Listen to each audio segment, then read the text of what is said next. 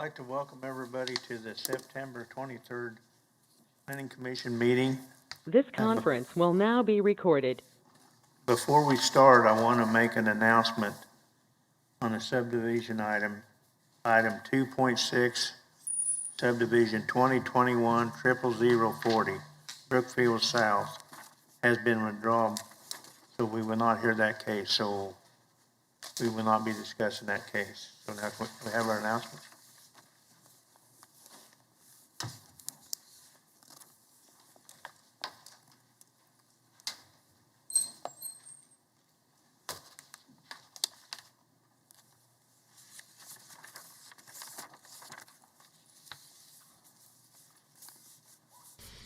Before we begin the agenda, the Wichita-Sedgwick County Metropolitan Area Planning Commission and the Wichita-Sedgwick County Board of Zoning Appeals would like to take this opportunity to welcome everyone to this public hearing.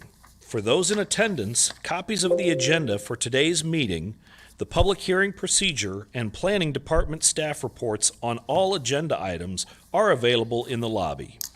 The Planning Commission's and the BZA's bylaws limit the applicant on a zoning, subdivision, or variance application and his or her representatives to a total of 10 minutes of speaking time at the start of the hearing on that item, plus up to 2 minutes at the conclusion of that hearing.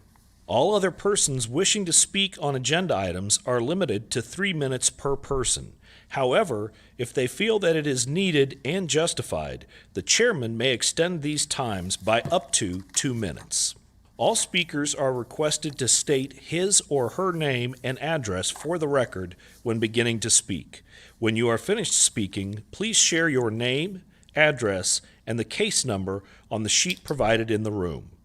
This will enable staff to notify you if there are any additional proceedings concerning that item. All speakers at the podium, please remove your face mask before speaking into the microphone.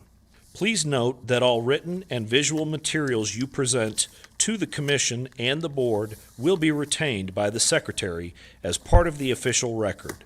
If you are not speaking, but you wish to be notified about future proceedings on a particular case, please provide your contact information to the Planning Department. The Planning Commission and the Board are interested in hearing the views of all persons who wish to express themselves on all the agenda items. However, we ask that all speakers please be as courteous and concise as possible and avoid long repetitions of facts or opinions which have already been stated. For your information, the Wichita City Council has adopted a policy for all city zoning items. A copy of this policy is available from the planning staff. The City Council relies on a written record of the Planning Commission hearings and does not conduct its own additional public hearings on these items. The decision of the BZA is final. Any appeal of a decision of the BZA is to the district court.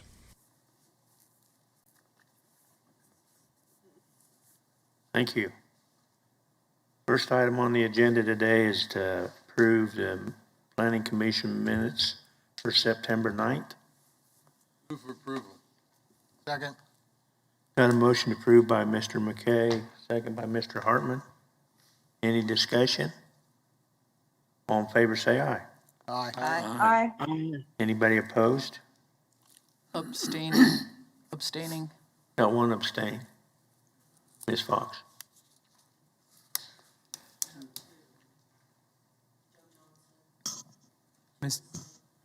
Mr. Chairman, I have that the vote was 9-0 and 2 abstentions. Thank you. Now we're going to go through the agenda, see which items we can take on consent and which items go here. Subdivision item 2.1, subdivision 2020-00004, final plat Roberts Edition. Does anybody on the commission want to hear this case?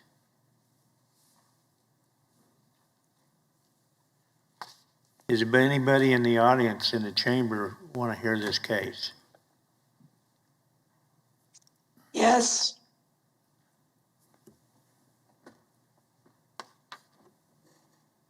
Does somebody virtual want to hear this case? Yes, Jane Dennerty from Prairie Crossing. So we'll hear that case. Next item is 2.2, 2020 00042, one-step final plat, Greenwich Commons Edition, known as Top Golf. Anybody on the commission want to hear this case? Anybody in the chamber here want to hear that case? Anybody virtual? We'll take that on consent. Next case is 2.3, which is subdivision 2021 00041. This has been deferred, so we will not hear this case today. Next one is 2.4, subdivision 2021 00042, one-step final plat for Cooper Creek Edition. Anybody on the commission want to hear this case? Seeing none, anybody in the commission chamber here want to hear this case? Anybody virtual want to hear this case? We'll take that on consent. Next one's 2021, which is number 2.5, 2021 00043, one-step final plat, Blackwood Second Edition. Anybody on the commission want to hear this case? Yes. Okay, we will hear that case. And 2.6 has been withdrawn, so do I have a motion to approve the consent ones?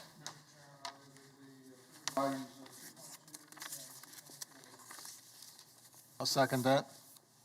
Approved by Commissioner Green, second by Commissioner Hartman. Any discussion? All in favor, say aye. Aye. Anybody opposed?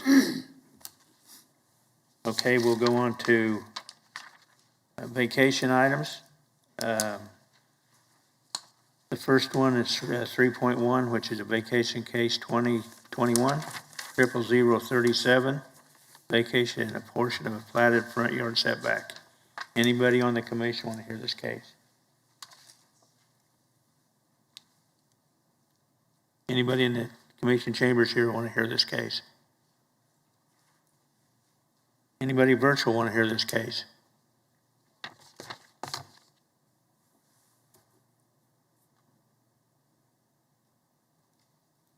Seeing none, we'll take on that consent. Next one's 3.2, vacation case 2021 00038, vacation of a portion of platted access control, Maize Road in West 37th Street North. Anybody on the commission want to hear this case? Anybody in the chamber here want to hear that case? Anybody virtual want to hear that case? I move for approval of 3.1 and 3.2. This is Joe. Got a Second. motion. I got a motion approved by Commissioner Johnson and second by Corral. Fry. Any discussion? All in favor, say aye. Aye. Anybody, anybody opposed? Now we'll go on to public hearings. First case is 2021 00038. Anybody on the commission want to hear this case? I think, Scott, you wanted to hear this case.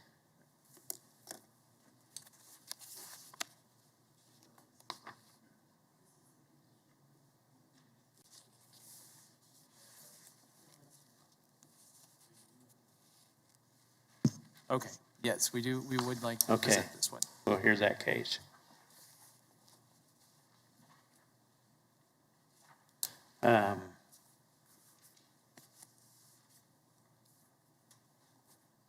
The next one's 4.2, condition 2021 00039, and I think we want to hear that case. Yes, sir.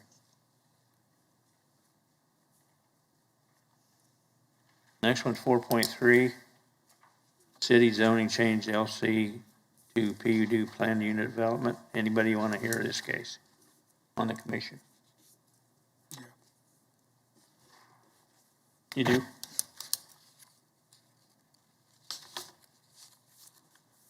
Uh, 4.4, 2021-00015. Change from SS5 to B multifamily. This was deferred to 11/4, so we won't hear this case. 4.5, 2021-00039. Zone change from single or SF5 to TF3. Anybody want to hear this case on the Yes. commission? Yes, please.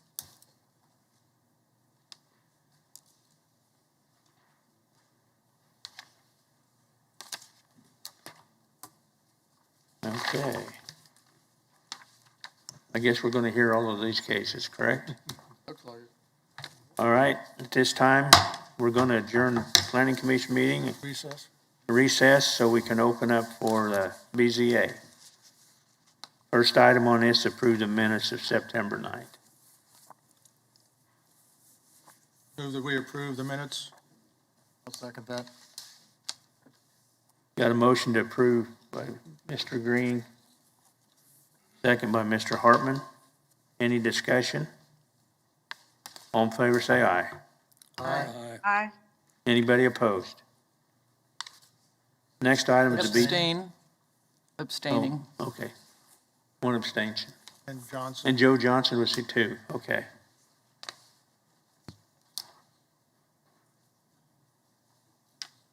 Next one is BZA case 2021-00043. Anybody on the commission want to hear this case? Yes. Okay, we'll hear that case.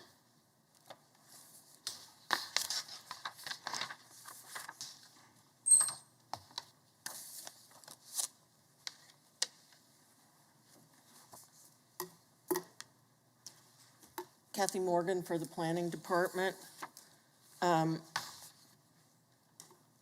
BZA 2021-43 is a request, a variance to allow the screen wall to be increased from 8 feet to 10 feet around a battery energy system site that is supporting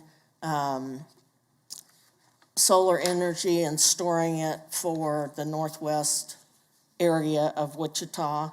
It is located, as you can see from the zoning map, it is located in an area in the current Sedgwick County Park that is, right now it's just open field. Would you go to the next map, please?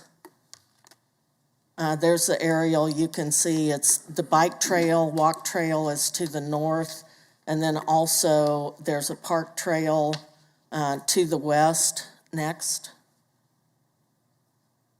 There's the site plan, and there's going to have to be allowances made for entrance into that site, that enclosure from the west parking lot, and it's going to cross the bike trail. Next.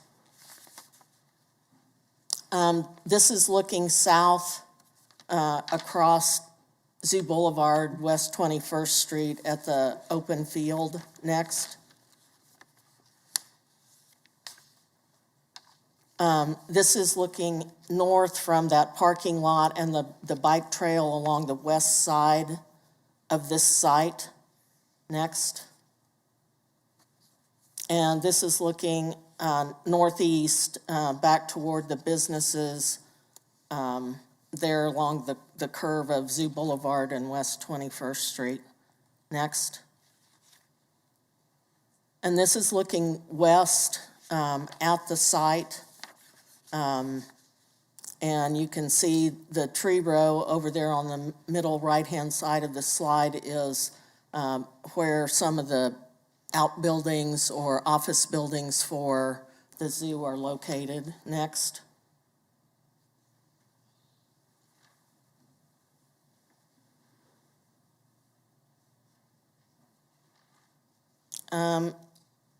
This is looking back toward the zoo. You can see the zoo buildings there in the left-hand side of the photo. And I think that's all of the photos. Okay. So staff is recommending that if the Planning Commission finds that all 5 of the variance requirements are met, that you approve. Staff did put 2 conditions on this. Well, number 1, to allow the 10-foot masonry wall, and number 2, to provide landscaping on all 4 sides of the masonry wall, because this is very open, and to 21st Street, Zoo Boulevard, and to the west to the park, Sedgwick County Park, and then to the east to the zoo property. So with that, I'll answer any questions. Any questions of staff? Ms. Foster? Kathy, what will the crossings of the bike path be like? Will there be a stop sign for vehicles coming in and out of this facility before they cross the path, or what? I think that will be decided when we do the final site plan on this. It seems to me like we were talking about doing something or needing to do something with the bike path so that it can handle the trucks and whatever that will go across it. Okay, thank you. Any other questions? Kathy, did I hear you say a 10-foot masonry wall or a 9-foot? Yes, it's 10 feet. Okay. There was an error in the staff report. Okay. I didn't catch all the 9 feet and change them to 10 because Like on the front page. the applicant requested after I got the staff report done that it be 10 feet. So yes, from 8 to 10 feet. Any other questions of staff? Mr. Chairman. Yes, not. Thanks, Kathy. Yes, Mr. Chairman, I just want to make sure that it's clear that in this case, and Kathy, correct me if I'm wrong, but the applicant has requested a variance of 2 conditions on this, and one is for the height of the structure of the screening wall, so being allowed to increase the height, and the second one is to not have landscaping surrounding correct. that wall. Staff are recommending, if you find that all the conditions are met, staff are then recommending then that the wall be allowed, the height increase, but that the landscaping still be required. All right. Thank you for that clarification, Scott. Thanks, Kathy. Applicant or agent? You have 10 minutes.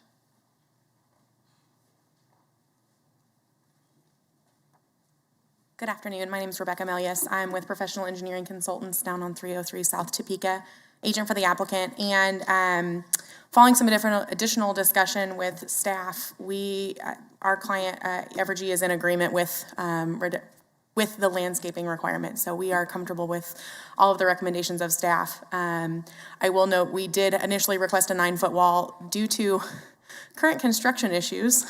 9 foot are a little harder to get than 10 foot, I guess, was the story that I got most recently.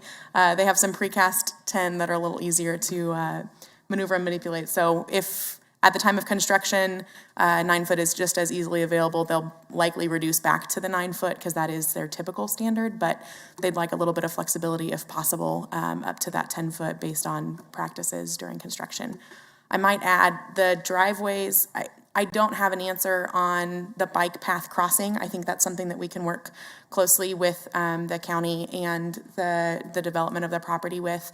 There will be concrete drive approaches that are constructed. So the bike path itself will have basically just a tie-in, the existing asphalt where the concrete drive will come through. So the existing path shouldn't have to encumber anything from the trucks because that would be covered by the driveway approaches. But I'm happy to answer any other questions. Any questions of that, agent? No, but now I have another one for Kathy. So do we need to have the text say something like 9 or 10 feet, or 10-foot maximum, or between 8 and 10, or something to allow them the flexibility Rebecca says they need based on construction 10 material feet. availability? Up to 10 feet. Up to 10 feet, okay. Thank you. I didn't read that No less carefully. than 8. Okay, I mean, they may come back in with a forfeit. Anybody in the audience want to speak on this item? Anybody virtual want to speak on it? Seeing none, I'll bring it back to commission. move to approve per staff comments. I'll second. Got a motion by Ms. Fox and second by Mr. Hartman. Mr. McKay. On your motion, you'll make a clarification on the wall, because they're asking for 10, and she said it might be 9. Well, I thought that was,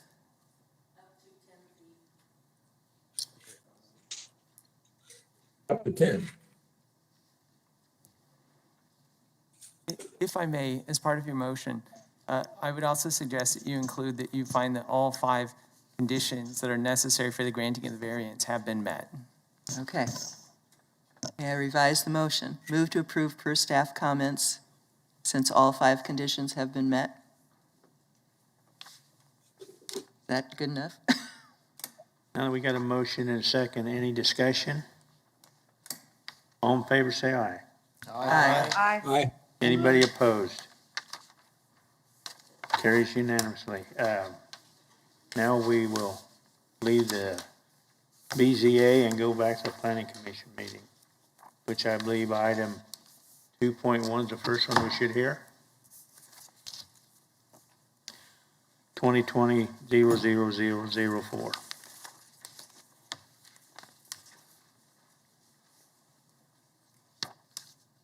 Neil Straw, Planning Staff. Item 2-2.1 is the Roberts Edition.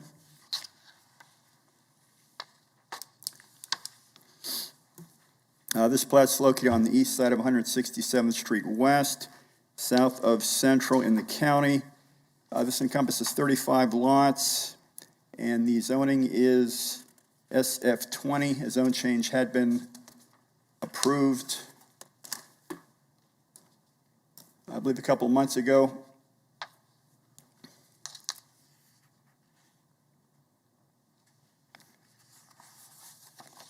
There was several versions of this plat reviewed by the subdivision committee. First, a sketch plat.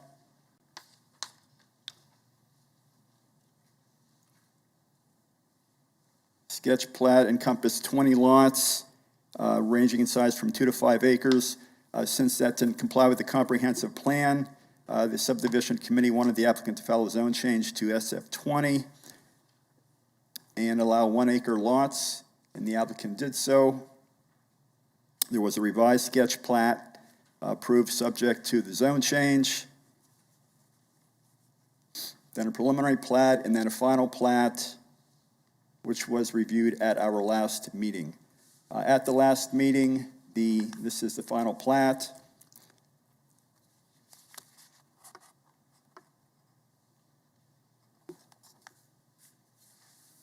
The plat denotes a connection to the south, Talia Street right here, which was previously located from the east side, which was shown on the preliminary, but at this location right here, we were told by the developer to the south that it will not be constructed anytime soon, most likely 8 to 10 years. Based on that information, County Fire did not consider that a valid second point of access. Therefore, they needed an second access through shade to the east. There was considerable objection to that street connection by the neighbors.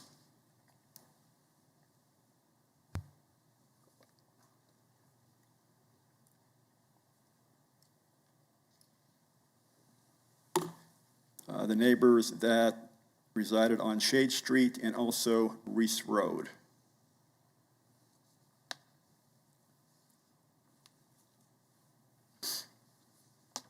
At the subdivision committee last week, there was a resident speaking on behalf of the neighbors. He stated that the neighbors would be agreeable to constructing and maintaining an emergency access easement right at this location between the Platte and Shade Street to allow for emergency fire access. Although the applicant's agent stated that an emergency gate was not desired by the owner.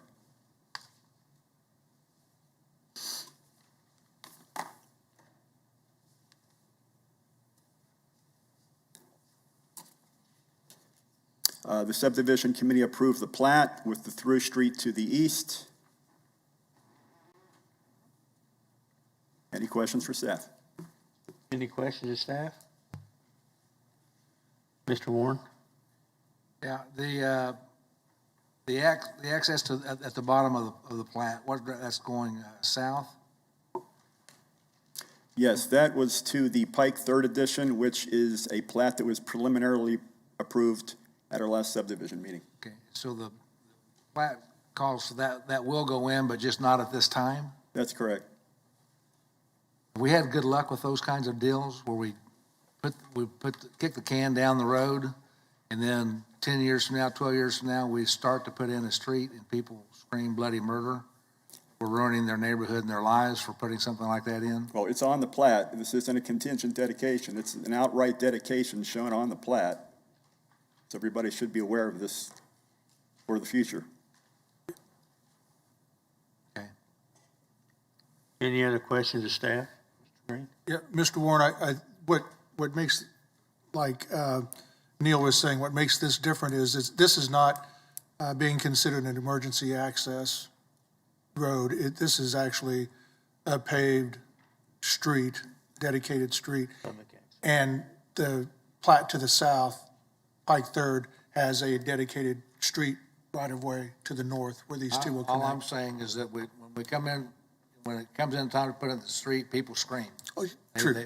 They think that it's because it's not done, it's not ever going to be done. Somebody buys a house, they don't get that information at the closing table. Everybody assumes it's going to be like that forever, and then it's not. I guess I've just got a problem kicking that can down the road. I would just, if that's the plat, put the road in. But that's just my opinion. If it's on the plat, do it, and do it now, while everybody knows about it. And then you don't have that argument coming up later. But that's. And we've got a road to nowhere that somebody has to maintain, and, people need to pay attention to these things when they buy property. It's not really our responsibility to hold their hand through the process of property purchase. Tell that to an uninitiated person buying their first home. They don't know the rules. I understand that, but Mr. McKay? Well, a couple things. Number one, the dedicated right-of-way, future dedicated right-of-way, probably was mandated by the city during the subdivision regulations. And I don't see the difference between that, because I think Shade Street was a dedicated right-of-way tying into this. That's why they tied into it on the Roberts edition. So I'm having a tough time with what's the difference between the exit out of the south that's dedicated and what happened on Shade Street many years ago. So. Any other discussion or questions of staff? Seeing none, applicant or agent, please.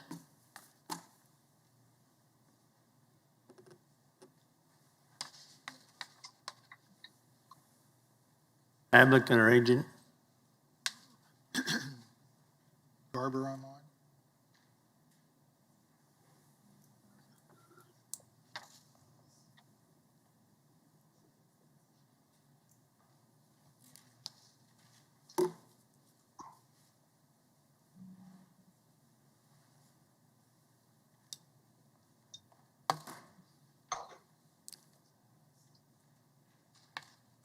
Is it Roberts on the line?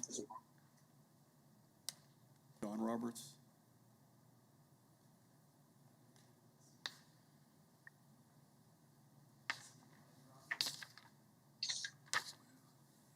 John Roberts is the owner. We could,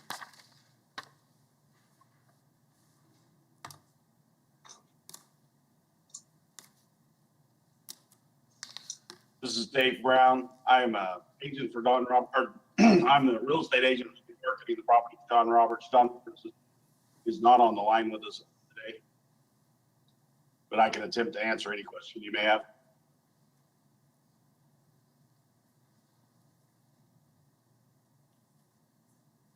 Could you repeat your name again?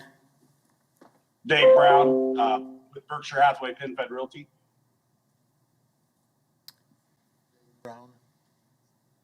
Dave Brown? Yes. You got 10 minutes. Well, I'm not sure what you want me to say. You were asking for John to take the mic, but John is not available today. I thought Dan Garber, who is our engineer or our surveyor that developed the plat for us, would be present. So I don't know that I have anything specific to say unless you have a direct question. In agreement with the staff comments? Are you agreeing with staff comments?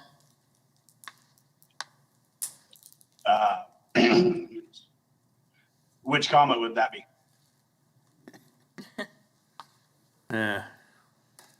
Scott, can you help me out on this? A Items through A through BB. double B.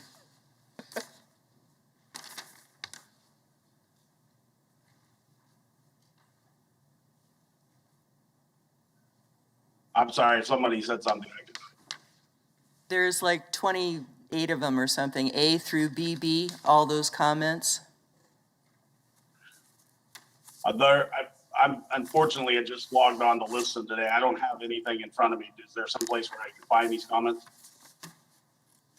I had expected Dan Garber to be here, and as he's not, I just was trying to solve the fact that no one was answering you. Scott, could Mr. Chairman, based on what's happened in previous meetings when we don't have the agent on, what I'd like to suggest is perhaps deferring this one until later in this meeting, and I will reach out to the agent, to see if I can if we, get hold of okay. him. We will defer this case till moved. later. Mr. Chairman, Yes, Mr. McGee. Scott, is it possible for them to go on, not all 20-some of them, but the recommendation of the subdivision? I'm sorry, sir, can you restate that? Saying that we made a recommendation to subdivision, Yes, sir.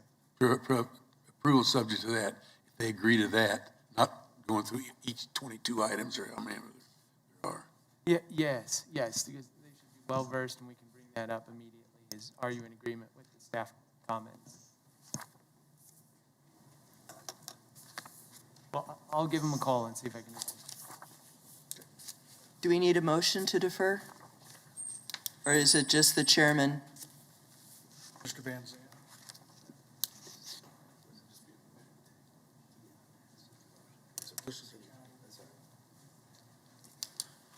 Hello, Justin Wagner, Assistant County Counselor. I think the proper procedure on this would just be have a motion to table the item until later in the meeting, until the chairman would call the item back in front of the Planning Commission. Thank you. I move we table. Second. Got a motion by Mr. Green, second by Ms. Fox. Any discussion? All in favor, say aye. Aye. Anybody opposed? Okay, the next item is at 2.5, is that correct? Yep. 2021-00043.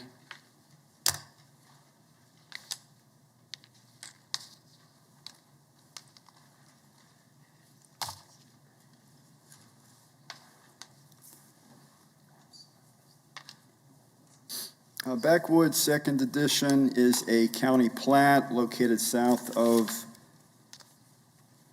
69th Street North, west of Meridian. This encompasses 3 lots. Zoning is SF20.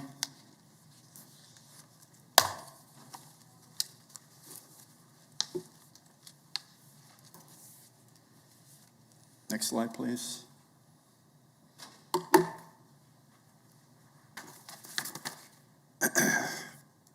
This is in the Valley Center urban area of influence. Valley Center has not commented on the plat. The drainage plan has not been submitted yet, and staff will hold on to the plat until that has been submitted. The issue at our subdivision meeting was in regards to access control per item E of the staff report. Access control was not denoted on the plat. County Public Works requested access control be established, stating that Sheridan does act as a arterial, even though it is not officially classified as one, and they're looking for one opening per lot.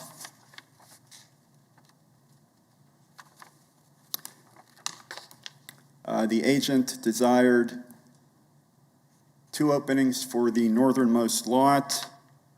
You can see on the aerial there is currently 2 openings on that lot. The subdivision committee reviewed the issue and approved 4 openings, 2 existing openings for the northernmost lot, and 1 opening for lots 2 and 1 to the south. Any questions for staff? Any questions, staff? Seeing none. Thanks. Applicant or agent? Kirk Miller, KE Miller Engineering. We're in agreement with staff comments, except for item E, where we would like the 2 openings on lot 3, because it already has 2 drives right there, one that goes to the building in the back and one that goes to the garage on the house. We'd like to keep that and then have 1 drive for the other 2 lots. I'd be glad to answer any questions. Any questions, the agent? Seeing none. Anybody in the commission chambers want to speak on this item? Anybody virtual want to speak on this item? Hey, Kirk, I got one question there on that. This is Daniel with Sedgwick County Public Works.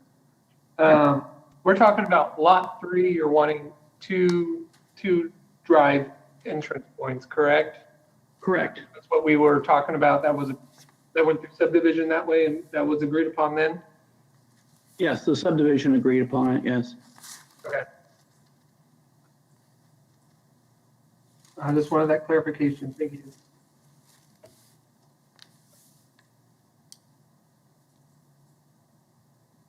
Anybody else want to speak on this? Seeing none, I'll bring it back to commission. Move we approve per staff comments. And since there's been so much discussion on it, for item E, the approval of 4 openings, 2 for the 2 existing openings for lot 3, and then 1 opening each for lots 1 and lots 2. For lots 1 and 2. Second. Got a motion to approve by Mr. Green, second by Ms. Fox. Any discussion? Question. That was the recommendation, that was the genesis of the subdivision committee wanted? Yes. Okay, yes, thank you. I just clarified it because it had been discussed a couple of times during this meeting, so I wanted it to be. Okay. Any other discussion? All in favor, say aye. Aye. Aye. Anybody opposed? Okay, the next item is 2021-00038.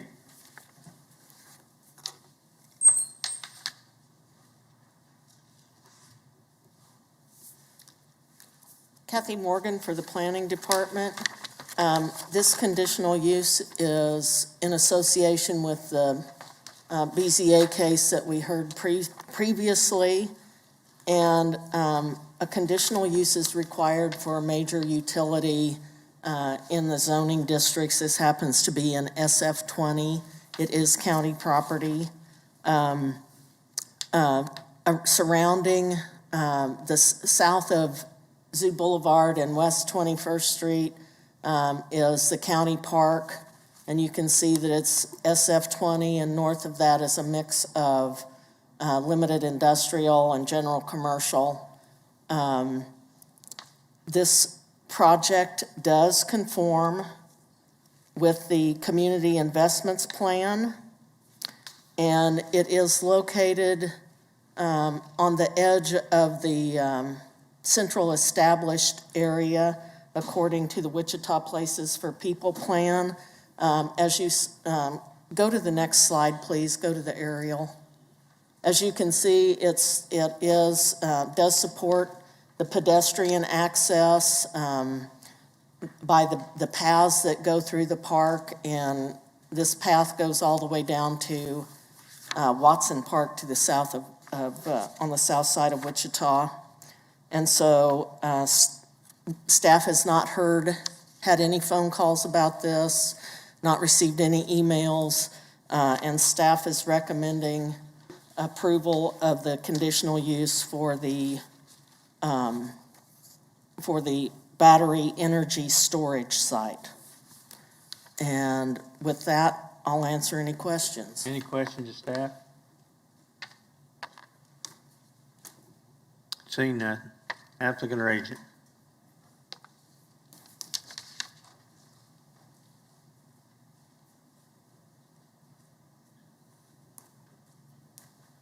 Good afternoon, Rebecca Melius with PEC, agent for the applicant. We are in agreement with staff comment and look forward to a new substation.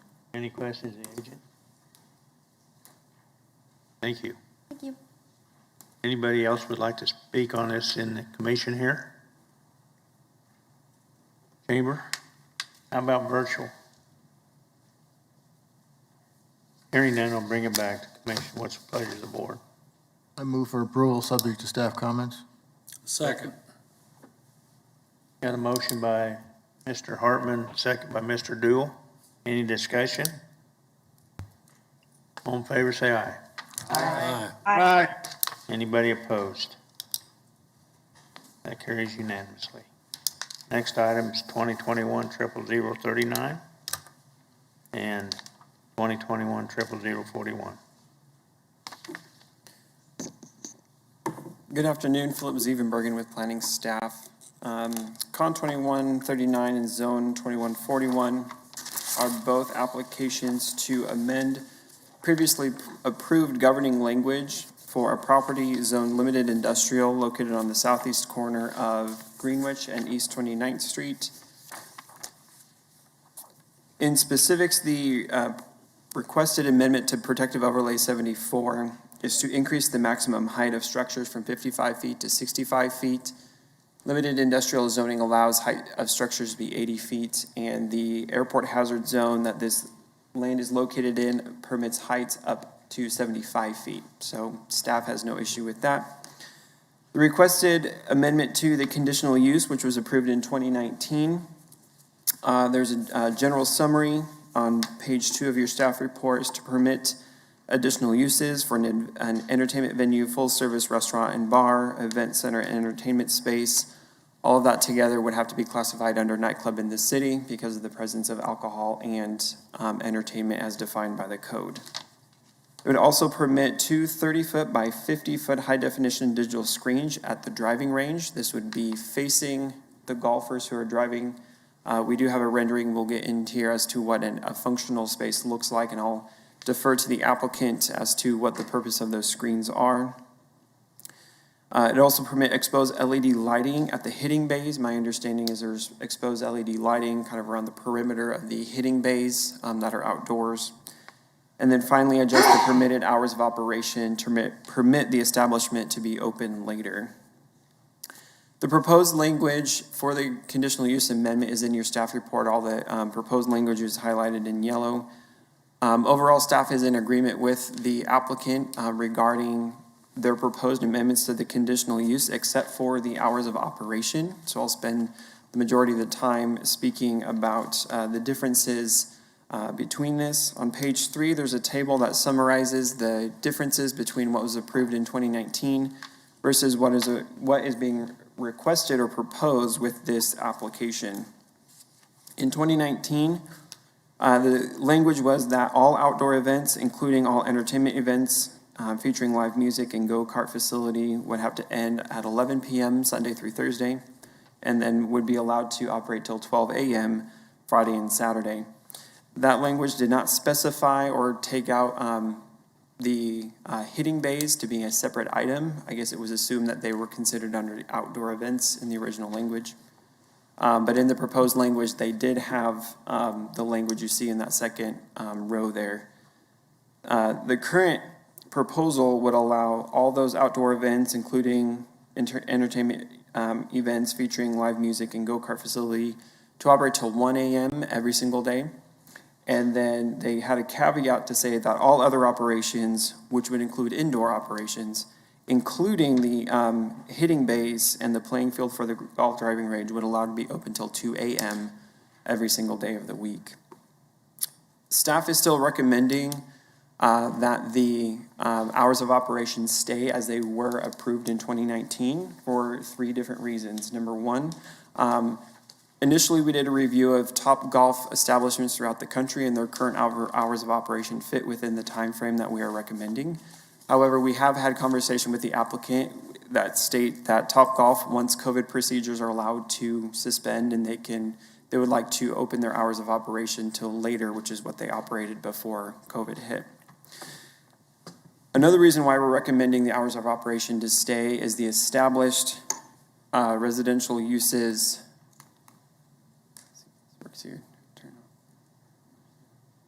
If you look to the east, there's an established multifamily apartment complex that is built and occupied.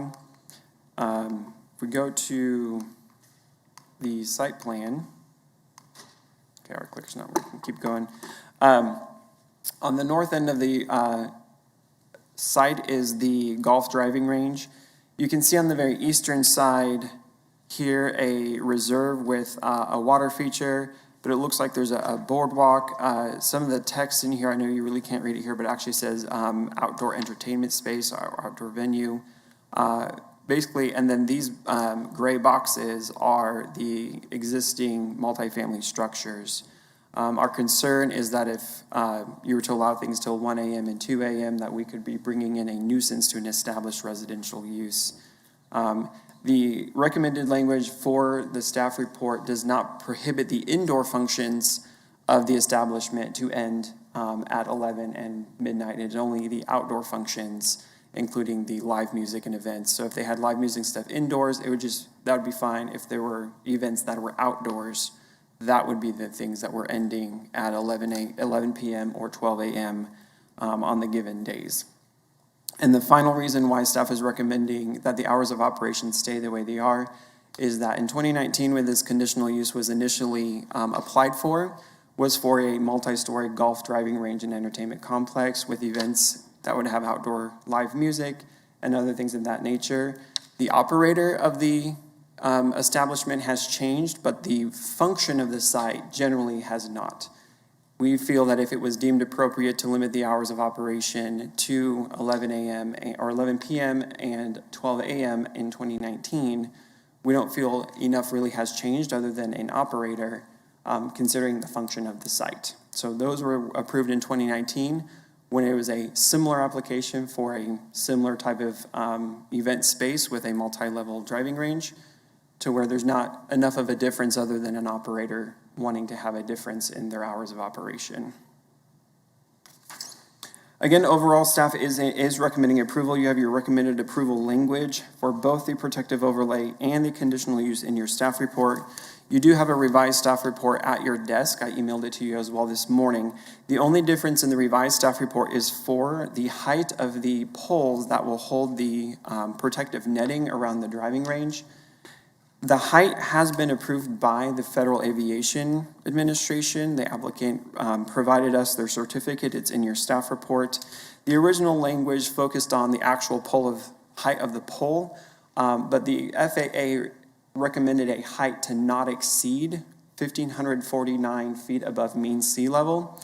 The effect of the change in your revised staff report is the same. We basically are saying you just don't breach the ceiling of this elevation. That way, if local topography changes along the site, they're not limited to 156 feet.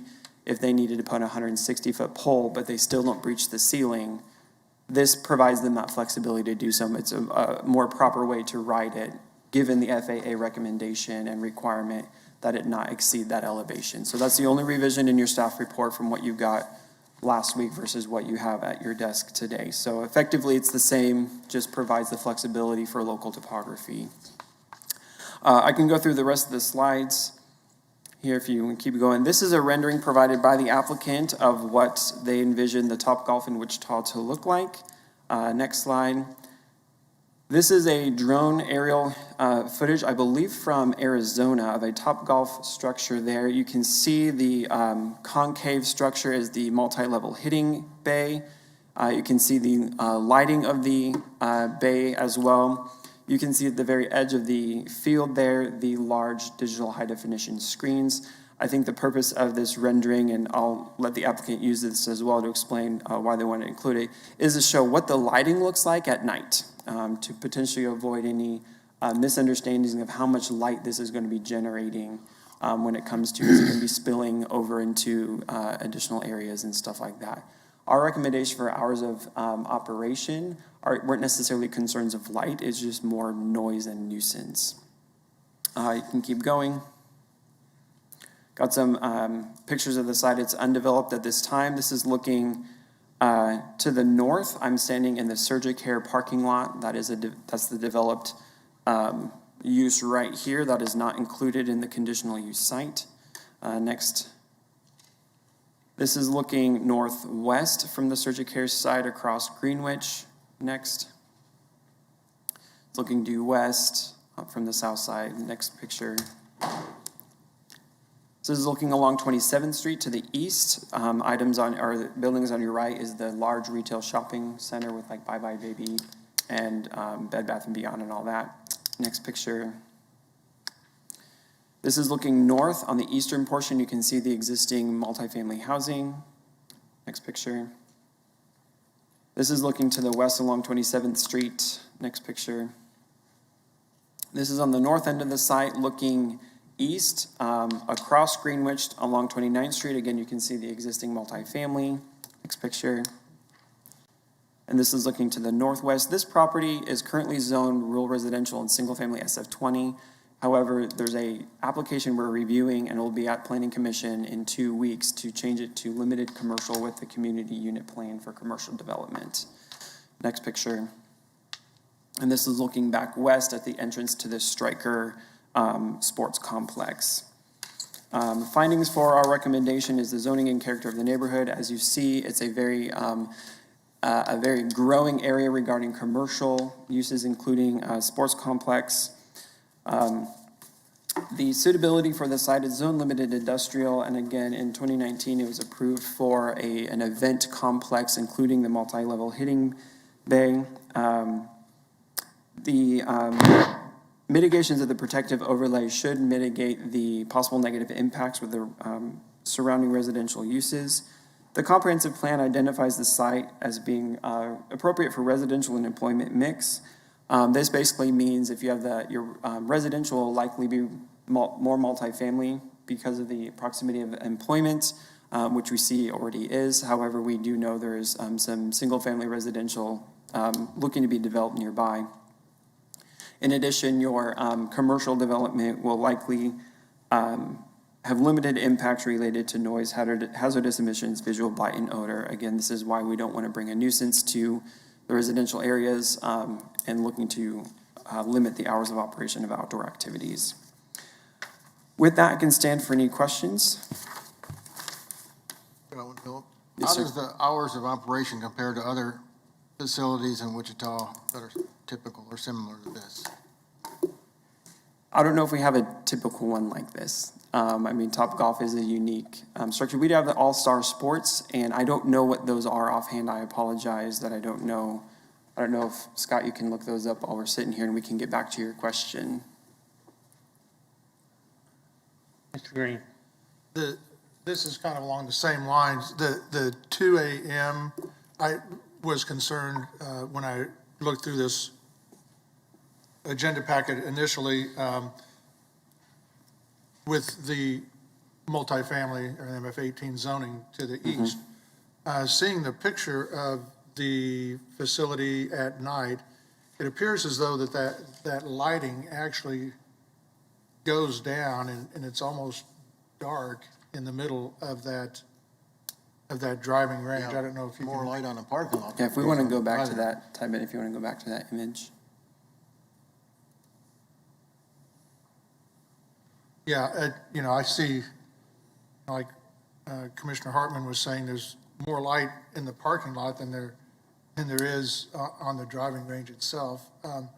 I understand not having the entertainment portion of this application maintained indoors. I understand doing that with, you know, possible bands or whatever else might go on there. But with regards to the driving range itself, it appears as though that light does kind of diffuse and almost is dark by the time you get out there into the middle of the driving range. Secondly, the height of the poles, did I read in here where the city council could override that height? They also need to get a waiver, like an additional step in their approval process is getting approval from the FAA, but because it's in an airport hazard zone, anything that exceeds the height of the airport hazard zone also has to get a waiver from the city council. So at this point, the 1549 is what has been That's been approved by the FAA. By the FAA. Mm-hmm. And the applicant is requesting? They're looking, they just have to follow the procedure of also getting the waiver from city council. It's not that they're asking to override what the FAA has approved. Part of the procedural step, because we have the airport hazard zone, if it exceeds the ceiling of what the airport hazard zone is, they also have to get the waiver from city council. Okay, but They're not asking. They're not asking the city council, and I don't think the city council could override the FAA, so. Oh, okay, all right. Yeah. Thank you for that clarification, because I was not going to be in favor of that at all. Yes. If I may, I do have the hours information for All Stars, and that is that they operate Friday and Saturday till 11 p.m. and Sunday through Thursday till 10 p.m. They have outdoor music there? I don't know if they have outdoor music, but they do like have go-karts, they have mini golf, they might have outdoor speakers. I can't say 100% specifically, but it is a outdoor entertainment complex that likely will have at least music playing to some degree. Probably not live bands and things like that, but go-kart facility, mini golf, other outdoor features. Ms. McKay? Bill, can you tell us the distance between the entertainment portion of this to the nearest apartments or residential? If you want to go back to the aerial, I can guess. This aerial is a little different. And maybe the applicant and agent could be able to give you a little bit more. Trying to see if there's dimensions on here. There's, if you go to the site plan, actually, if you look in the bottom right-hand corner, there's approximately maybe 200 feet from where they have listed as outdoor entertainment on the west side of the water reserve to the property line of the multifamily residential. So you're probably looking at maybe 200, 250 feet. This plan here, this site plan here? Yes. So if you look at if you go to the site plan. On the west side of this site plan, So- isn't that the entertainment center? So this dimension right here is 101.82 feet. And then this dimension here, this other horizontal line is 95, knowing there's a little bit more there. So you're looking from this line here to probably these first buildings, it's probably at least 250 feet. Maybe I'm not reading it right. This is the map I'm looking at. Yeah. Okay. In the entertainment center on the west end of this property, along Greenwich Road? Well, they also have, at this location right here on your screen, this blue text here, you can't read it on the screen, but on the site plan it says outdoor entertainment. So they're likely to have outdoor entertainment along this water reserve, which is just right across the way from the residential. So then all entertainment is not on the west side of this project? No. Thank you. Any other questions? do, but I think it's for the agent. All right. Applicant or agent? State your name and address, and you got 10 minutes.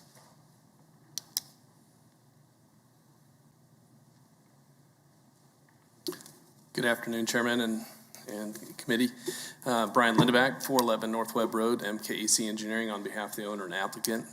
I do have Todd Waldo with me with Topgolf here to answer some of the detailed questions about the hours of operation. We are in agreement with the amended staff report that was provided to you today. Our only contention is the hours of operation. And I'll let Todd speak to that. Good evening, Mr. Chairman, Commission members. Todd Waldo, Topgolf, 8750 North Central Expressway, Dallas, Texas.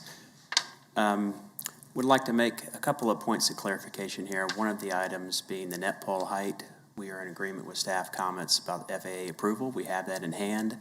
Just distinguishing that is 156 feet above our finished floor, which is consistent with the FAA approval.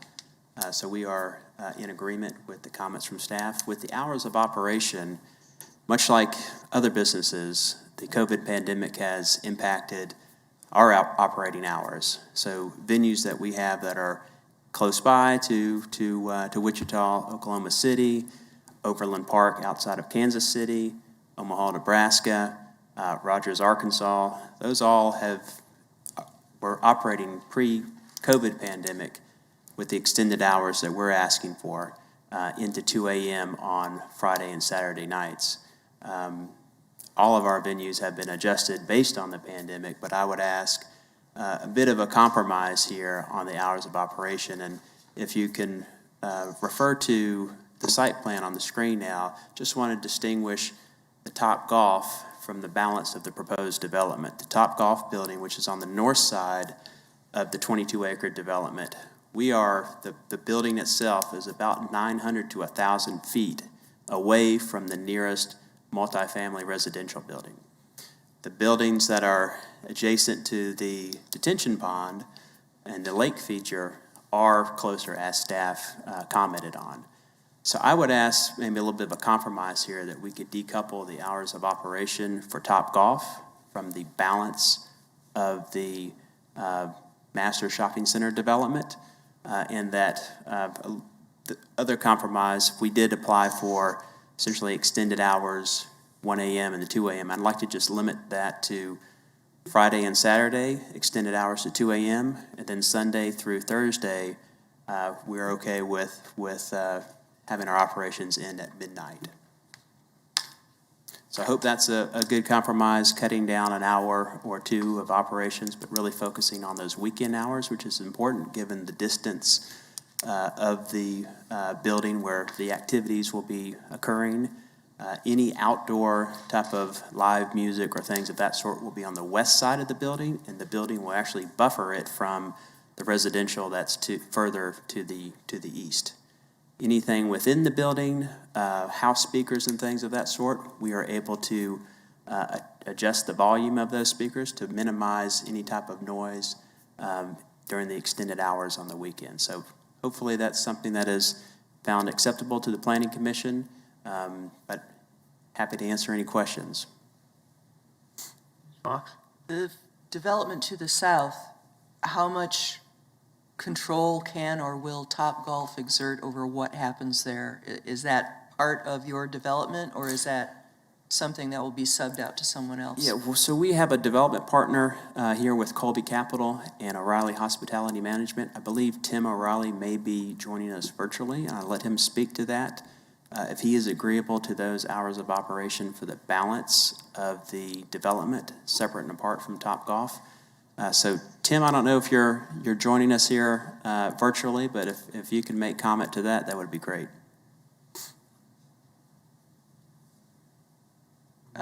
No volume, Tim. There you go. There, okay, sorry about that. This is Tim O'Reilly, and I'm CEO of O'Reilly Hospitality Management. We are an agent and the developer of the balance of land from Topgolf. We're basically going to sever this land have a long-term land lease with Topgolf. And so we'd support those hours of operation for Topgolf, as we know it's important that they have those based on how they operate all over the country. I'm also okay with our balance of the development having the hours of operation that are recommended. We don't have specific users identified yet. We're very early on in the process, and we're accelerating our focus on the Topgolf development. And then eventually we will have the hotel that's identified. And we hope to get started on that in the near future. And then the facilities that are lakeside, you can see the substantial enhancements on the lake. And, that's going to be, I think, a great environment for the neighbors as well as everything we're doing. And then, we could have retail, restaurants, a mix. We could come back and try to get a change to multifamily in the future. We're just not completely certain. We're in several negotiations and discussions about that plan. But long story short is we support Topgolf's hours of operation and the compromise that Mr. Waldo stated. So I'd be glad to answer any questions about that. Mr. O'Reilly, could you give us your address again? Sorry, yeah, it's 4263 East Farm Road Lane, Springfield, Missouri. Thank you. Any questions? Not for Mr. Blick? Mr. O'Reilly, but I'd like to just clarify the hours that you're asking for, the decoupled hours. You want till 2 a.m. on Friday and Saturday night for all the things on this chart, the outdoor events, the go-kart facility, the open-air hitting bays, and the playing field for the golf driving I range? think staff had recommended just kind of breaking it out to hours of operation on the weekdays and weekend. And I would like to adjust that as opposed to closing at 11 p.m. on the weekdays. I would propose to close at midnight. And for the weekends, Friday and Saturday, I would ask if those extended hours could be to 2 a.m. And then Mr. O'Reilly had mentioned that for the balance, for the other uses within the overall shopping center development, separate and apart from Topgolf, that he is agreeable to the staff recommendation for the hours. Mr. Black? Closing at 11. And just to clarify, Topgolf is not proposing any type of go-kart facility. That would be something that would be part of the other portion of the development, which Mr. O'Reilly has agreed to those limited hours. Okay, thank you. Mr. Chairman, can I add one more thing that I think will help a little bit? My firm has been working on this property for decades, believe it or not. Late 90s, early 2000s, the property was zoned to limited industrial from SF20 zoning. And then I think that the relevance here is this is over the entire Star Bond property, even to this property to the south, and then also to the property to the east, across the section line and the other quarter section. That was also zoned limited industrial. In the late 2010 or so, they downzoned the neighboring property from limited industrial to MF18, and they also changed the zoning adjacent to 27th Street on the portion that they purchased, the apartment complex. So they knew that this property was zoned limited industrial all along. In fact, they downzoned it. So I think that's an important point, as far as history-wise, to understand that they knew what their neighbors had the potential to do, and they decided to position themselves there when they purchased the property. So I think that's an important point to distinguish.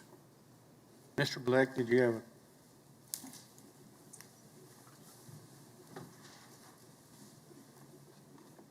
Can you show the aerial of the one image before? That where it showed from a different city? I have a question for the applicant and then the statement. The nighttime shot. So a question I have for you, the applicant, it looks like this is a 3-story facility. Is that correct? Okay. So the question I have is Commissioner Green brought it up and said, it looks like it's kind of fading out right here. Well, when we're looking at this facility right here in this photo, it's actually reversed. If you look, this wall of light is going to be all open till midnight or till 2 o'clock in the morning. It's going to be similar to like this, where it's just a big sheet of light and you're going to look out. And I see that we have a problem with all those multi-level complexes where they're going to be looking out and they're 2 stories high and they look out and they just see a wall of light. And I think that having the hours, that's my biggest concern. So that's where I'm at on this. Because it looks like it's just a wall of light and that's all you're going to see when you look out your window. So that if it was reversed, I would think that would be a lot better because it's going towards the street. But this is actually going to be a wall light that's going to be blasting into those residentials. Thank you. And I can make a brief statement in response. Yes, this photo is an actual photo from an existing venue in Glendale, Arizona. It is a 3-story venue. We're proposing a 2-story venue here. The lighting arrangement will be virtually similar. We are orienting this to the east to eliminate any type of impact from the setting sun directly into the hitting bays. That is customary for all of our venues with a eastern face as opposed to a western face. And I will also say that after being out at the property last night and the Stryker Sports Complex in the distance with 11 fields with sports lighting, until late hours in the night, there's already a glow that exists out there. This will be much, much less. These are not stadium lights we're proposing. Nothing is installed on the net poles. All of it is LED strip lights mounted on the canopy of the building in a diagonal direction towards the playing surface. As you can see from this photo, this is the best illustration how that the light dissipates about halfway down the outfield in the fairway.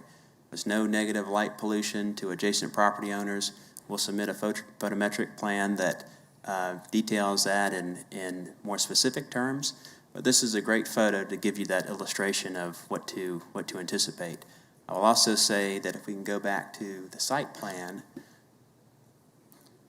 that what's being proposed at the end of the outfield, which is on the east side of the property, is a landscape buffer that will help to diffuse any concerns, again, to provide more of a buffer between our outfield and the apartment buildings itself. But keep in mind, we're 900 feet or more from the Topgolf building to the nearest apartment building. That's a fair amount of distance there. Any other questions, the agent or applicant? Mr. Green? I've got one. What is the height of the structure on the east side of the driving range where you have the two 30 by 50 foot high def digital screens located? Those net poles or the height. of The height of the structure that is housing the two television screens. Yeah, those screens are about 30 by 50 feet in dimension, and they're elevated about 10 feet off the ground. They're for programmatic advertising and promotional types of events that happen at Topgolf. There's a lot of opportunities for fundraisers, spirit nights, things of that sort. So it's for programmatic purposes and also to show live sporting events. There's no audio associated with those video screens. That's all piped into the house speakers within the building itself. And the visual part of it is all directed back towards the T-line itself, the Topgolf building. So similar to that photo that was shared in Glendale, Arizona, that actually illustrates those high-definition television screens at the end of that outfield. Everything is directed back towards the building itself and won't be visible from the residents to the east. So they almost act as a buffer themselves. 40 feet high. Correct. Ms. Foss? There's no audio. The audio question I think you answered. I wanted to know about sound. Yes, so. Other speakers, announcements? Yeah, all of that is contained within the building itself, and they're house speakers, and we can control the volume of that, so after hours, we can make some modifications. We want to be good neighbors. This is the long-term relationship that we have with the city of Wichita. We're making a multi-million-dollar investment, and we want to be a long-standing member of the community and be a good corporate citizen. So we're hoping for your Mr. Warren? support and approval today. We're not in New York City yet, but the day's coming when we're living a 24-hour world.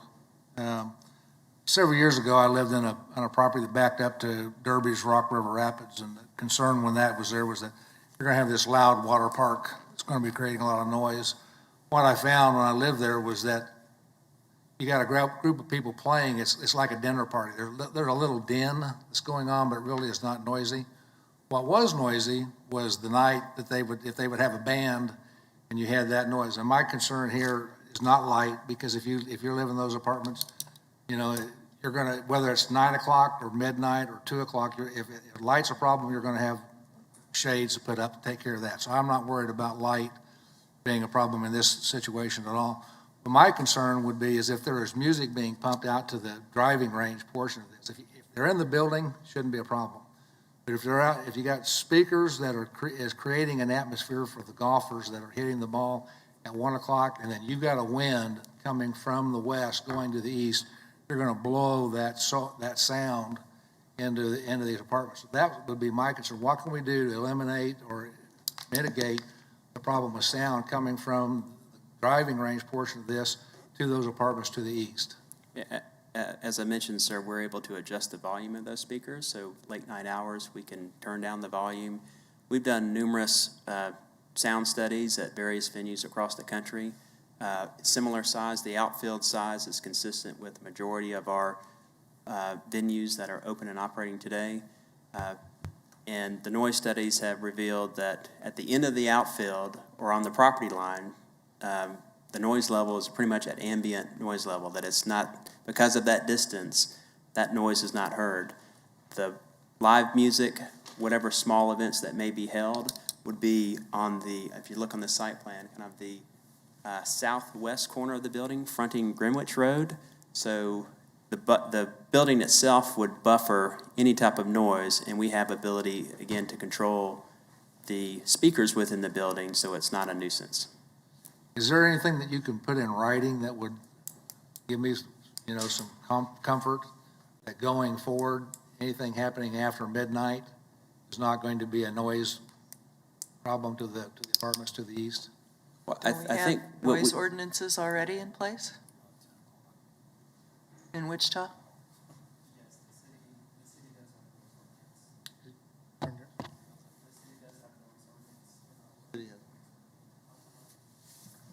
And it's working real well right there. Yes, the city does have noise ordinance. Mr. Chairman,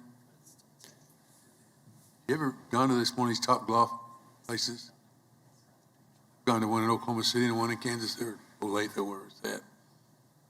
And I don't think we have a problem with the golf portion of it, if you do the balance of it with the noise, lights, and everything else. The gentleman said they control it, their sound, and you'll see it's in a kind of a pie shape, not pie shape, but round oval shape. It really contains itself. The only noise for the golf, we're talking about golf now, you're going to hear is from the building where they're hitting the golf balls over to these big holes. Everything's underground. It's all electrified. It's all electric, score sheets and everything, all inside the building. So I don't think you have to worry about noise from the golf portion. I can't say that about the balance of the subdivision. Concerned about the golf part. I'm ready to make a motion. Does anybody else have Let's something? get through all the hearing first. Is there any other questions, the applicant or agent? I'm sorry, I couldn't understand what you said. We haven't asked for any other. I know. Is there any Never other mind. questions of the agent or applicant? Seeing none, thank you. Is there anyone in the commission that chamber would like to speak on this item? Anybody else in here? Anybody virtual? Hearing none, we'll bring it back to commission. Now you can, Mr. Fox. I'd like to move that we approve as subject to staff comments with the exception of the hours of operation for the Top Golf portion of the facility only to be permitted to operate on Sunday through Thursday to midnight and on Friday and Saturday to 2 a.m. I'll second that. Got a motion with the change of hours on the golf side of it only. Midnight, all days of the week except Saturday, Friday and Saturday, 2 o'clock in the morning on those two. Any discussion? Motion was made by Ms. Foster, second by Mr. Hartman. Any discussion? Have we received any complaints from apartment dwellers? I haven't heard any public comment on this case. What's the pleasure of the commission? All in favor, say aye. Aye. Anybody opposed? Aye. Anybody opposed? Mr. Blick? Thank you. Next item is 4.3 2021 00012.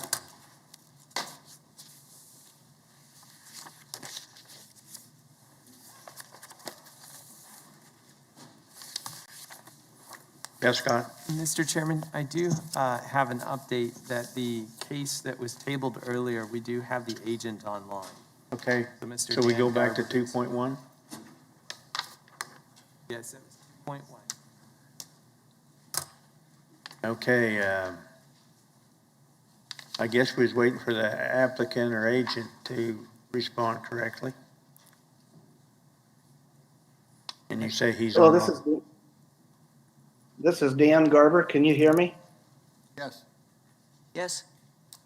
I'm sorry. I had a health situation today and I forgot about the meeting. So thank you for making me aware. We are in agreement with staff comments on the Roberts Edition plat and would stand for any questions that you might have. We've been through the subdivision committee and planning commission and even to city council several times on this one. I think we have most of the questions ironed out and we're ready to move forward with the approval of the final plat if you're ready. Any questions, the agent? I've got one. Mr. Garber, what are your plans for the streets that you have out there? Are those going to be asphalt mat like that would be similar to what is in the subdivision to the east of you? Are you going to have rock gravel? Is it going to be curb and gutter like what will be to the south of you in Pike 3rd Edition? And I guess I'm trying to narrow in on Talia Street and what your intents are at the time that you start developing this, what your intent is with the design of Talia Street to the south. Sure. We plan to have a 24-foot wide asphalt paving street with no curb and gutter. It'll have ditches for drainage. It'll connect to Shade Street at the east. And so that cross section is going to be basically just like Shade Street in the Prairie Crossing 2nd Edition. It'll connect over to 167th Street West. And then at Talia, we will do whatever we need to do there. I was thinking that would be just a paved street with ditches, but we have the right of way. Since we moved the connection to the subdivision to the south from the east side of the slough to the west side, we made that the same width as the street to the south. And so we could easily make that a curb and gutter on Talia till it gets up to Shade Street. And then when that's you're probably what and then when you're developing this, initially, are you planning on going ahead and paving that portion of Talia with either, probably with curb and gutter and asphalt? Or you just leaving it vacant until Pike Third starts to happen? What are your thoughts on? We talked about phasing Shade Street into two, but based upon the demand for lots, the latest thought was to pave all the streets at once, and that would include Talia, because we don't want to pass another petition sometime in the future when Pike Third Edition paves Talia. So that'll just be included in our petition to pave Shade Street. And I guess there has been communication with the county. I think Pike Third is probably going to wind up being a city standard street, and this will probably be county standards for your subdivision. Yes. And there again, I guess there will need to be some coordinated effort between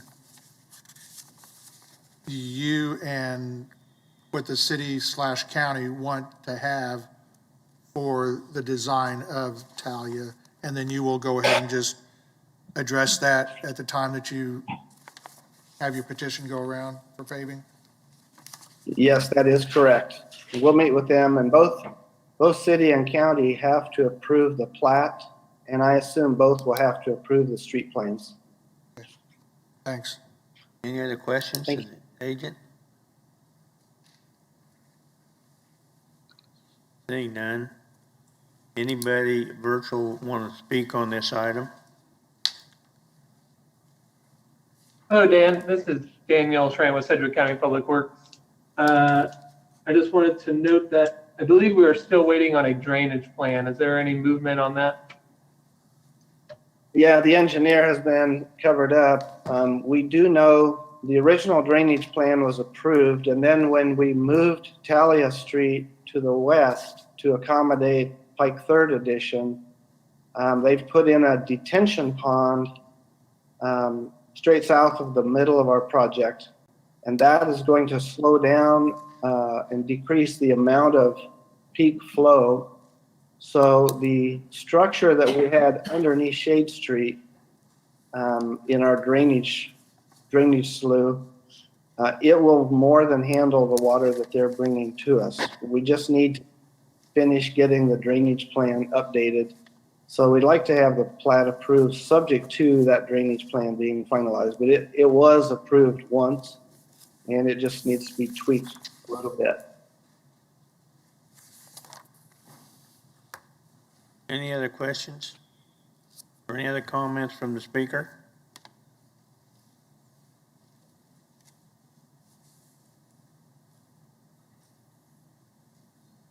No.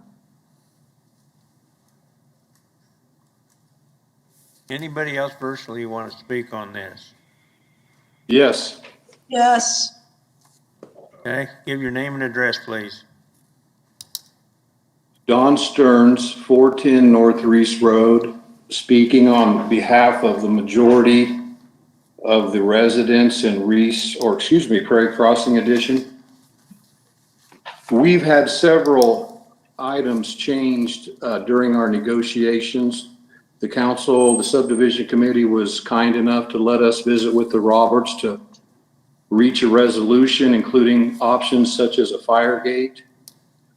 We were told in the meeting last week that all of a sudden the Roberts opposed any type of option to that. We were also told that the Roberts had a significant capital investment in this road, and that council there, I believe at the city, said that there's a case law that, he could be damaged by his improvements. I wasn't able to, in this short week, provide this information. I don't know, I don't really think you're going to be able to see what I'm showing up, but in 2004, when we purchased these lots, they were sold as bundles. And these bundles were drawn in with all kinds of lots and all kinds of streets, including Shade Street. Shade Street was never a road. This was proposed. We went to the city and county. We had all of these streets running in here.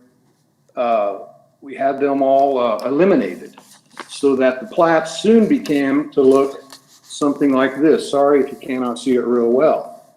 There was no Shade Street. Well, it's my understanding that Mr. Roberts purchased an easement down here to the south, and he put in a road, and they used that name that's on the plat as Shade Street. And it's my understanding that Mr. Roberts wanted that access so that he could build a home for his family on this lot. And you'll note on the plat that's up in the bottom right-hand corner, that large portion is where the Roberts live. So one of the neighbors was kind enough to allow him an access easement into his addition. And to the north, that other lot that's vacant, that was for a family member of Mr. Roberts. It was a great neighborhood.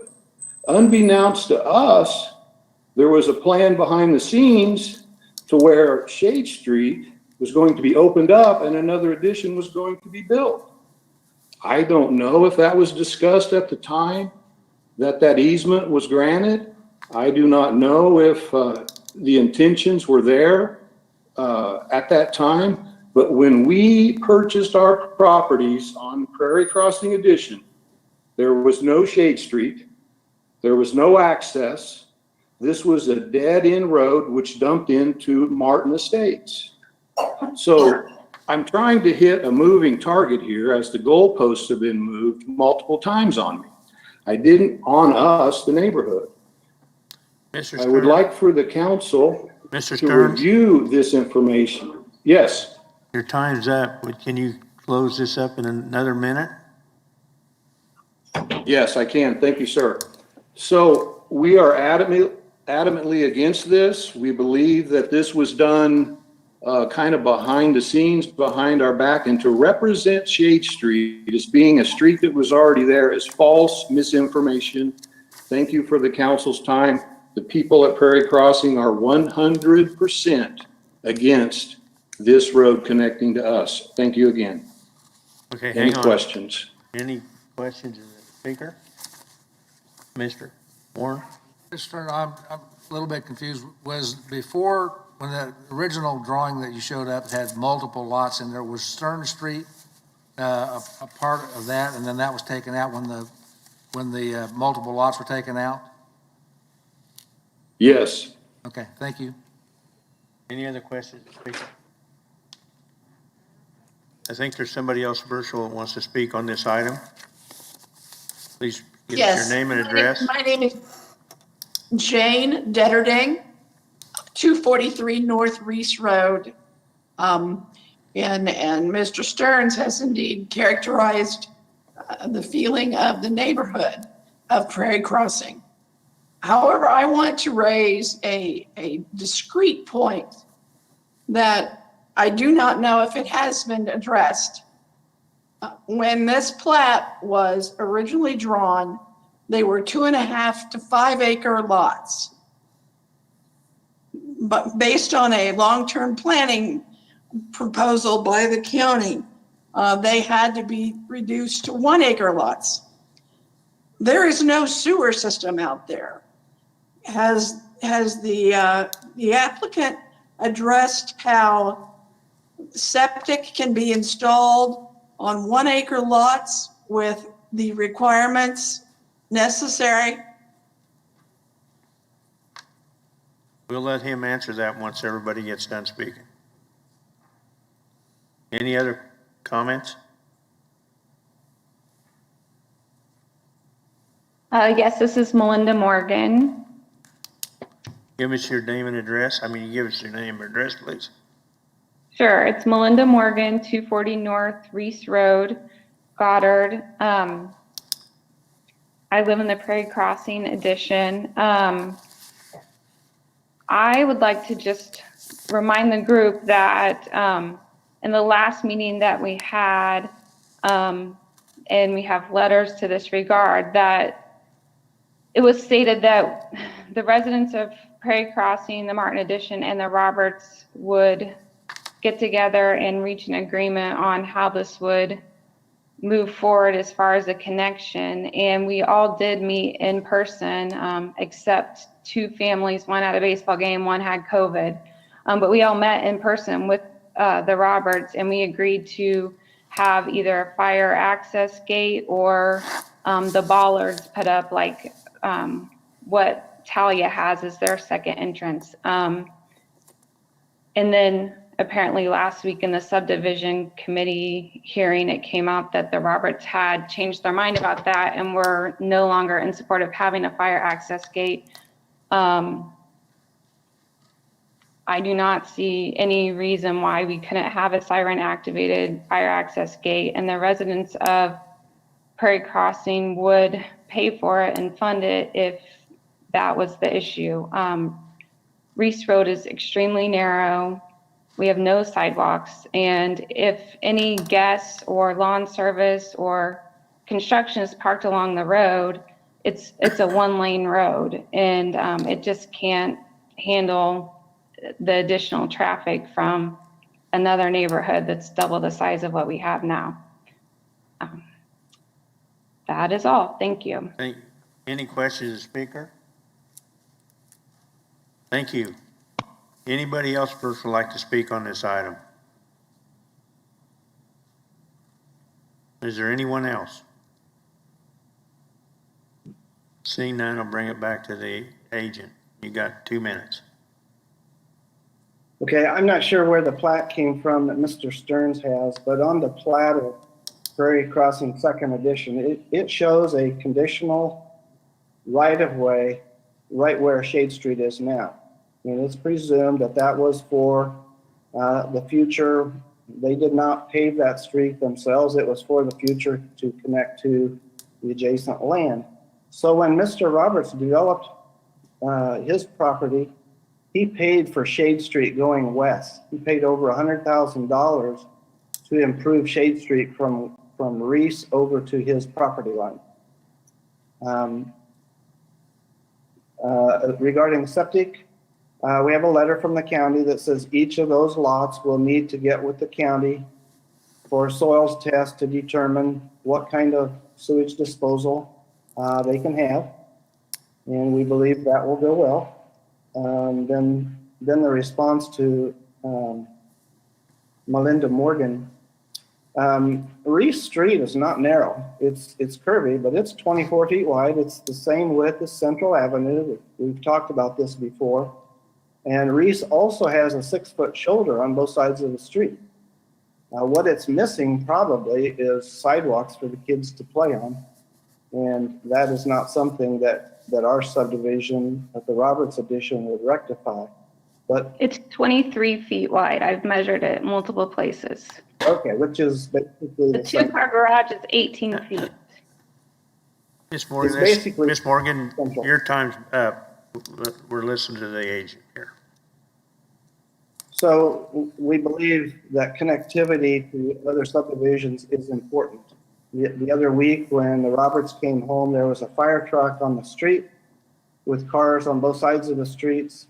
It was difficult to get through. We believe connectivity in a city like Wichita is very important. The size of these lots has been dictated by the city of Wichita. So we backed up and basically the Wichita urban growth area has dictated the design of this subdivision. The Roberts were at the community meeting. They heard the interests of the neighbors, and they've put in their restrictive covenants that no construction traffic can come through Prairie Crossing Second Edition. It all has to come in from 167. And they will phase their construction from the west so that the connection at Shade is basically those lots at the east end are the last ones to be developed. I stand for any further questions. Any questions of the agent? Yes, I would like to make a clarification. We do not have shoulders. Hang on. on Hang Prairie on. Crossing. This is all for the commission to discuss now, ma'am. Ms. Foster? Question for the agent. Can you speak, did you have a gentle person's agreement about having a gate at Shade Street? And No, you- Mr. Roberts is not interested in a fire gate there because that would restrict access to his constituents and to the residents in Prairie Crossing Second Edition. When they've testified that the entrance to Central, the intersection of Central and Reese, they said it's just a matter of time until there's a fatality there. We believe it makes sense to have two outlets for the safety of the public. I can't imagine a map of Wichita with cul-de-sacs everywhere in each subdivision. Any other questions of the agent? Seeing none, I'm going to bring it back to commission. What's the pleasure of the board? I move that we approve per staff comment. Second. Got a motion approved by Mr. Green, second by Ms. Foster. Any discussion? All in favor, say aye. Aye. Aye. Anybody opposed? Carries unanimously. Okay. Thank you. 4.3, is that next? Is it a full moon now?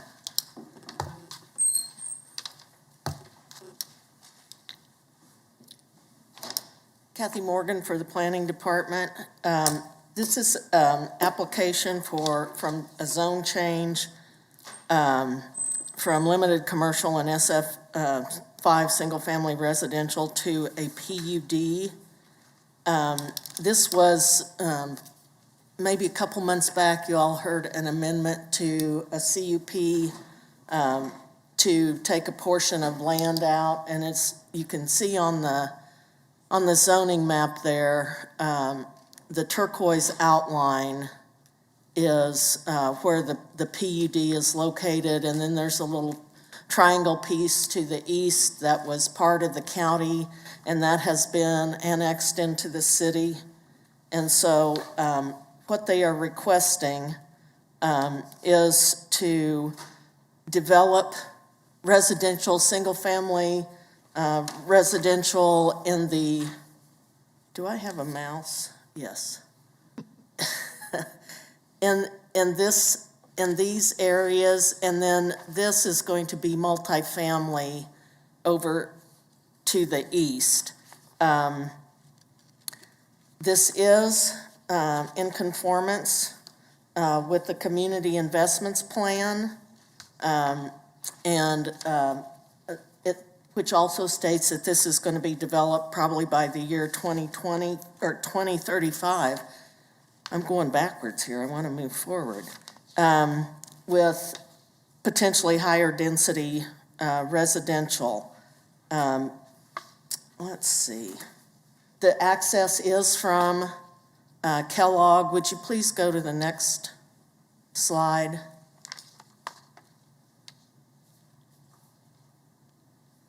And there's the aerial. So it has access to a frontage road. If you go left off the frontage road, you end up at 135th Street. You can go east on the frontage road and get to 119th Street. It's bounded on the south by the Prairie Bike Trail. And then just undeveloped properties to the east and to the west at this point. You have in your packet the language for the commercial PUD number 89, Dugan West Kellogg. And it's pretty straightforward. Parcel 1, lots with that can be limited by right in the TF3 two-family residential districts, and in parcel 2, which is that triangle piece on the east, is MF 29 or MF 18. you have a copy. Can you go to the plat, please? There you go. So this is a loop, and with access to only 2 Kellogg Drive at this time. Let's see. Of note, in parcel 1, the maximum number of dwelling units would be 116. The building height would conform to the TF3 zoning district. In parcel 2, the maximum dwelling units would be 66, and height would conform to the MF18 zoning district. I won't answer any questions if the commission has any. Any questions of staff? Mr. Green? Yeah, I've got a couple, and they're both pertaining to access. One of them is what is the access for parcel 2? How do they intend to have access there? There is a reserve right here that goes in to parcel 2. Okay, well, it appears as though that Reserve D ends and that with a solid line, and that it would indicate to me that that is where that reserve ends, and then there's a area in between that. The applicant or the agent is online, and they would be better able to answer it, but that was my understanding, that the access into parcel 2 would be at that location. Okay, and yeah, and then the other one is Reserve C, I know is down in the southwest corner. Yeah, and I read that was for emergency access at some point, but other things too, drainage, beautification. Once that property to the west develops. Right. Yes. Okay, well, I'll wait for the agent. Cassie, has this been to the district advisory board? Yes, it has, and they approved it unanimously as the staff report presents. Any other questions of staff? Seeing none, applicant or agent, please. Give us your name, address, and you got 10 minutes. Thank you. Russ Davey with Boffman Company, agent for the applicant. You'll notice that it's a little bit tricky to see or confusing on the drawing itself, but that is a dedicated public street that leads up, and Reserve D is that in-between land that connects the public street right away with parcel 2. Reserve D has an arrow that points to that small extension.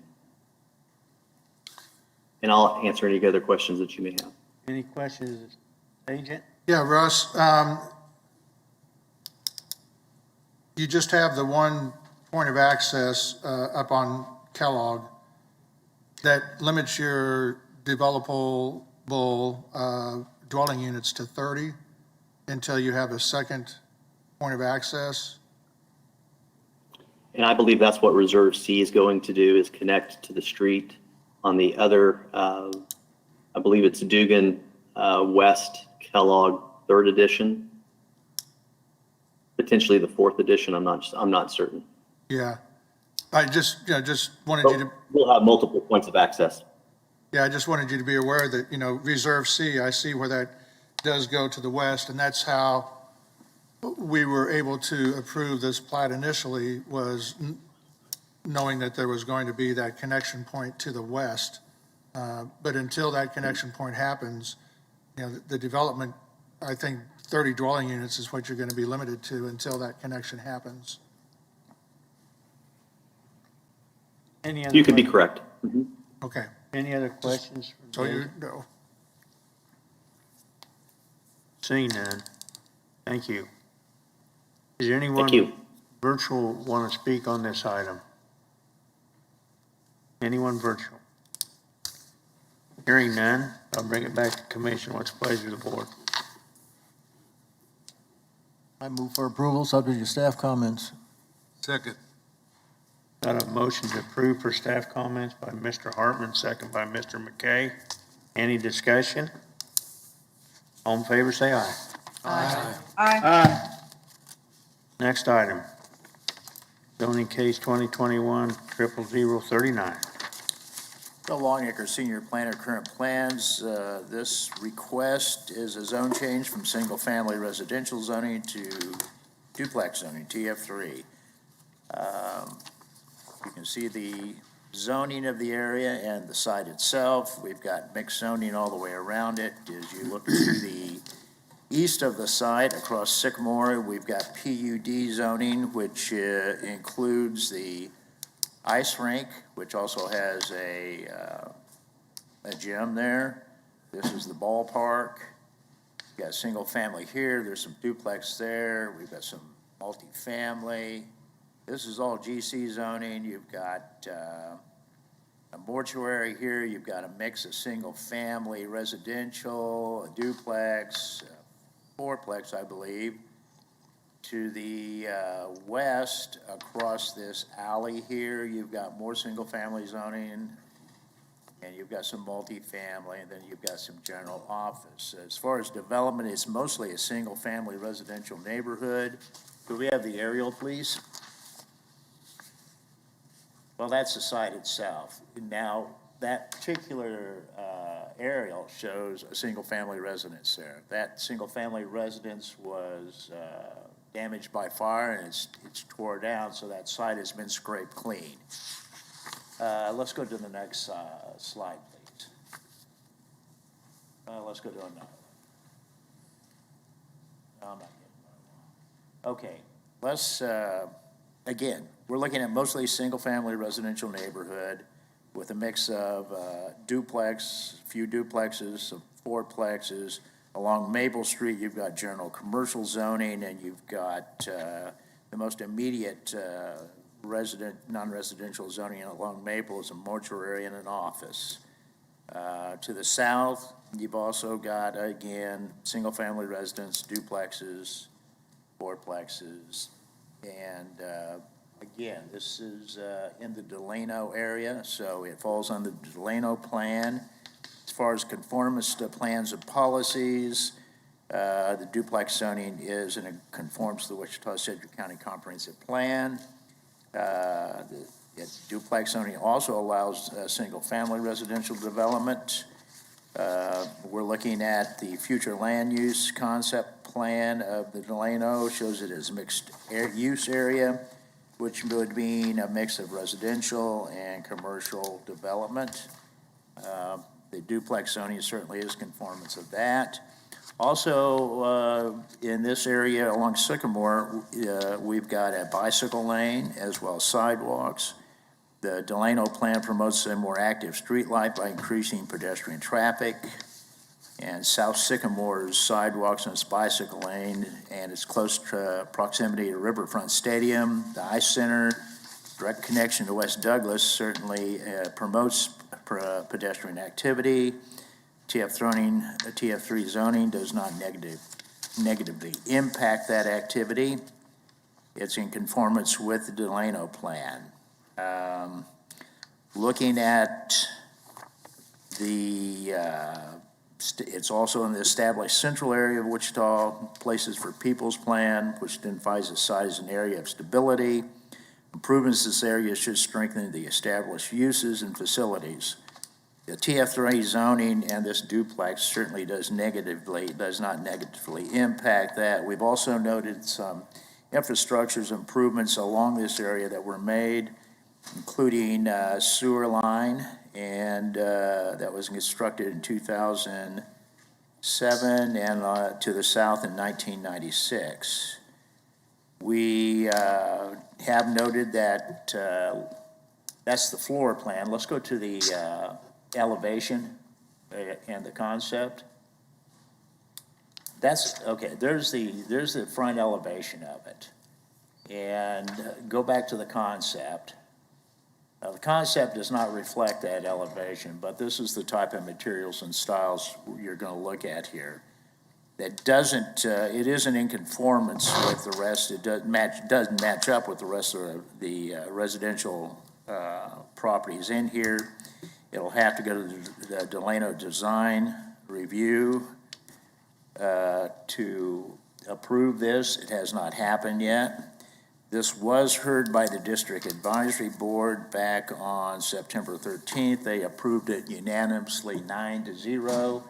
I've had no calls on this. We've received no written objections, and I'll stand for questions. Questions of staff? Mr. Warren? Just one, there's not a site plan, so my concern is parking. Will there be parking in the rear? Is there enough room on the side? Well, the site, the plans that we've got now does not show a garage. So as far as the site itself, it exceeds the minimum standards for duplex zoning, which is 6,000 square feet.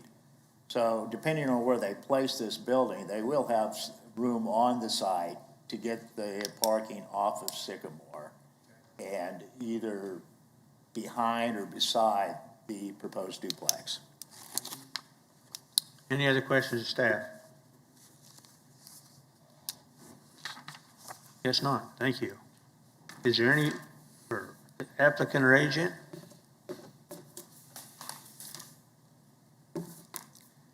I haven't heard from the applicant and agent for quite some time. Did we hear? Hi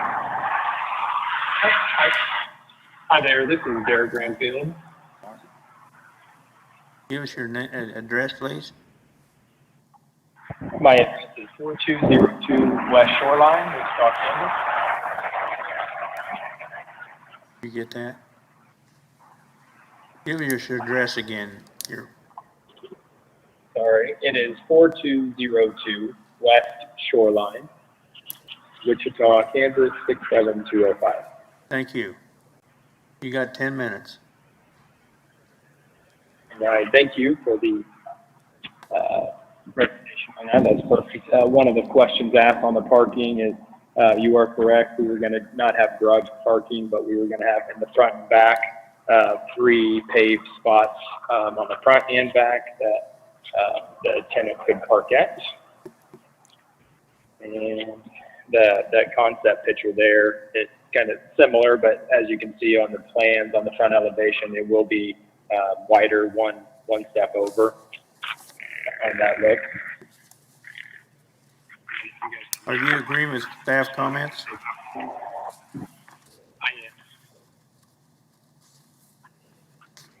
am. Are you agreeing with staff comments? I am, I'm sorry. Thank you. Any questions? Go ahead, Can you hear Mr. me? Yeah. I'm sorry, I looked. Mr. Granfield, is that alley accessible to this property? The alley in the Yes, back? the alley is accessible. Yes, it is. The city on that, and it is maintained by the city, and it is accessible. It comes in off of Sycamore and then goes back around the property and then back out on the south side. So you'll have access not only off of Sycamore, but also from the alley? Yep. Any other questions to the agent? Seeing none, thank you. Thank you for a cooler design than we usually see. It's awesome. I said thank you for the cooler design than we usually see on infill lots. It's great. Does anybody virtual want to speak on this item? Anybody virtual? Hearing none, we'll bring it back to commission. What's the pleasure of the board? I would move to approve item 4.5 per staff comments and recommendations. Second. Second. Approved by Ms. Fox, second by Ms. Foster. Any discussion? All in favor, say aye. Aye. Aye. Thank you. Thank you. Anybody opposed? Nope. Unanimous. No other cases but other matters? Is that what's up now? I asked a couple weeks ago if anybody wanted to change where they're at on the advanced plans and subdivision. Only one I heard of was from Mr. McKay. He would like to move to advanced plans. So I basically took his place on subdivision, moved him to advanced plans. Is everybody in agreement with what we've come up with? Or any discussion? Mr. Dole? I'd just comment that I would offer to continue to be a alternate for subdivisions. Okay. The only thing we haven't done is I think the subdivision committee needs to appoint who they're going to have as their chair. Now, I know the vice chair is Ms. Gross. I don't know if that's it. I'm present. You wanting to have the election now, or do you want to wait for us to meet to have our election? I think in the last time they did it at the subdivision meeting, if I remember correctly. Oh, I'm sorry. I believe that the last time there was an election for the chairperson of the subdivision committee, it occurred at a subdivision meeting. So we'll wait on that. So this will be the advanced plan committee and subdivision committee. Now we vote on that? You know, these appointments are by you, so as long as you're comfortable making that appointment, we're good. It doesn't take action of the whole. All right. Thank you. I don't have anything else. Move to adjourn. We're adjourned.